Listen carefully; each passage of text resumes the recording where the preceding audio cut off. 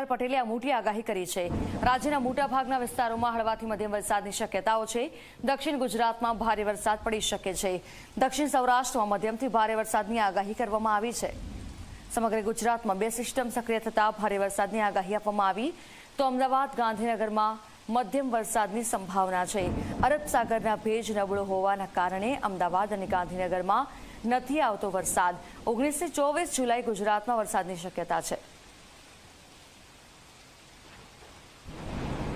રાજ્યમાં વરસાદની આગામી સ્થિતિ કેવી હશે તેને લઈને આપણે આગાહીકાર અંબાલાલ પટેલ પાસે ઉપસ્થિત છીએ। એમની પાસેથી જાણીશું, એમની સાથે વાતચીત કરીશું કે કયા પ્રકારે આગામી સમયમાં હવામાન રહેશે, વરસાદ કેવો પડશે। આપ જણાવો કયા પ્રકારનો વરસાદ પડશે, ખાસ અમદાવાદ ગાંધીનગરમાં શું સ્થિતિ હશે? અમદાવાદ ગાંધીનગરમાં વરસાદની સ્થિતિ પોષક રહી નથી, કારણ કે જે મોન્સૂન ધરી હતી એ સાનુકૂળ હતી નહીં, એટલે અમદાવાદમાં વરસાદ થવામાં નહોતો અને અરબ સાગરના જે ભેજ છે એ નબળા હતા અને બંગાળ ઉપસાગરનું વહન જે છે એ જબરું વહન આવતું નહોતું, એટલે અમદાવાદ ગાંધીનગરમાં વરસાદ થવામાં નહોતો। બિલકુલ, આગામી સમયમાં રાજ્યની વરસાદની વાત કરીએ તો કેવો વરસાદ રહેશે, ક્યાં કેટલો વરસાદ પડી શકે?